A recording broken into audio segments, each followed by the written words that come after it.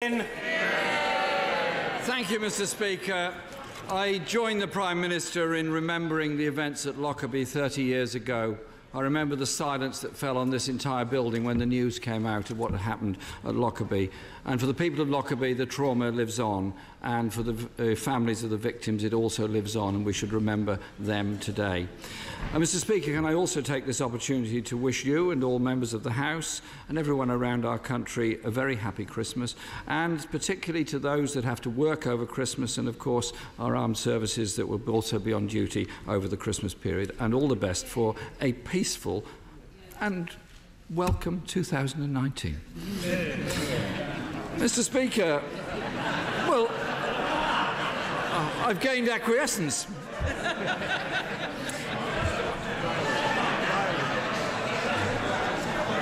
My Christmas good wishes do extend to everyone over there as well. However, until then, Mr. Speaker, I just have to say this. The Prime Minister has plunged this country into a national crisis. Yes. She refused Parliament the right to vote on her Brexit deal. Yeah. She said that she did that to seek further assurances.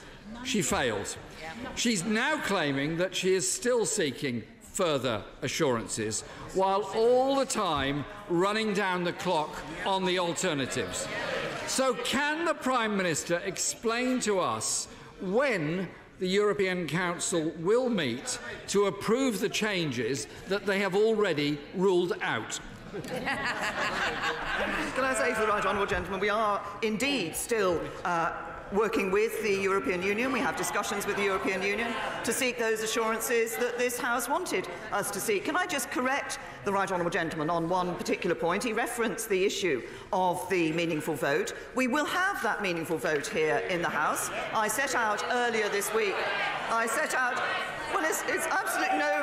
there's absolutely no point in members on the other side of the House shouting out when, because I set out in the statement on Monday when that will take place. But can I just say to the right honourable gentleman, week after week he has stood here on this issue and talked about what he's against. He never says what he's for. So if he wants to fulfil the will of the referendum, to support jobs, to end free movement, to do those trade deals, to avoid no deal, then he needs to vote for this deal. He can talk all he likes about a meaningful vote. All he gives us is a meaningless position. Mr. Speaker, we should have had the vote a week ago. The Prime Minister denied Parliament the opportunity to have that vote. And she's still unclear as to when it will actually take place. Yeah. Mr. Speaker, there are no meetings of the European Union Council scheduled until the 21st of March. And the EU has been very clear. There are no more negotiations, clarifications or meetings. She will be bringing back the same deal she pulled last week. It's an intolerable situation, and she's simply playing for time.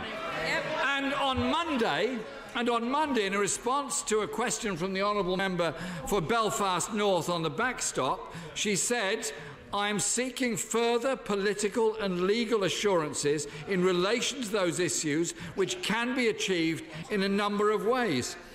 The Prime Minister must clearly set out now how will she achieve these legally binding assurances before the House is due to return on the 7th of January.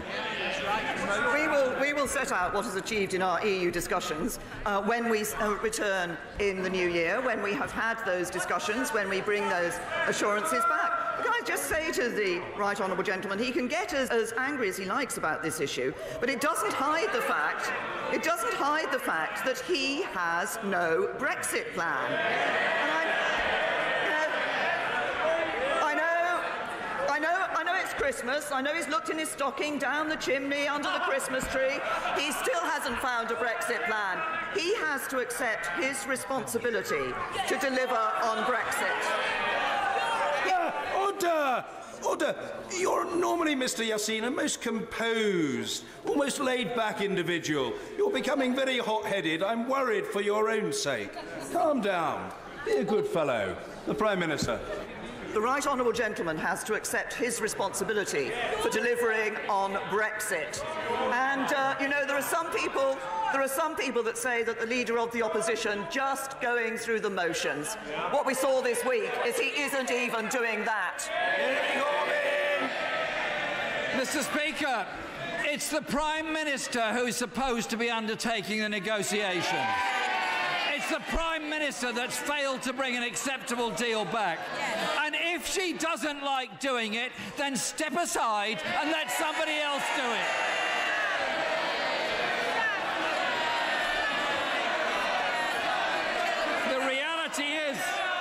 The reality is, Mr. Speaker, that she is stalling for... Order. I made it clear that the Prime Minister must not be shouted down. No one should even bother trying to shout down the Leader of the Opposition. It won't work against the Prime Minister, and it won't work against the Right Honourable Gentleman. End of subject. Jeremy Corbyn. Speaker, the reality is that the Prime Minister is stalling for time. There is still no majority for her shoddy deal in this House. It isn't stoical, it's cynical. And as the Honourable Member for East Surrey said, we have displacement activity designed to distract from last week's failed renegotiation. The International Trade Secretary said, and I quote, "I think that it is very difficult to support the deal if we don't get changes to the backstop. I'm not even sure if the Cabinet will agree for it to be put to the House of Commons." So can the Prime Minister give us a cast-iron guarantee the vote in this House will not be delayed yet again? I say to the right honourable gentleman, we have been very clear about the process that we are going through, and we have been very clear about when the vote will be brought back to this House. Now, of course, the details of that debate have to be discussed in the usual channels in the usual way. But the right honourable gentleman made a response when I said he had a responsibility on delivering Brexit. Every member of this House has a responsibility to deliver on Brexit. This is because, and 80% of the votes cast for members of this House were for members of this House who stood on a manifesto commitment to honour the referendum and deliver on Brexit. And what people will say to the right honourable gentleman, if he fails to recognise that he has a duty, as has everybody in this House, to deliver on Brexit, that once again he's just bottled it. Mr. Speaker, the Prime Minister didn't answer my question about a cast-iron guarantee. She is the one that has denied Parliament the right to vote on this subject. So please, no lectures to Parliament when it's the Prime Minister that's denying MPs the possibility of a vote on this. We should have had a vote a week ago. We should now be debating practical alternatives. She is behaving in a disgraceful way that is frankly an outrage. Mr. Speaker, no deal would be a disaster for our country, and no responsible government would ever allow it. Just 2 weeks ago, the Chancellor said preparations for leaving with no deal could not be done in a matter of months. They would take years to complete. No deal is simply not an option. So why doesn't the Prime Minister stop the pretence and stop wasting £4 billion in a cynical attempt to drive her deeply damaging deal through this House? If the right honourable gentleman doesn't want to see money being spent on no deal, he's got an easy answer. Vote for this deal.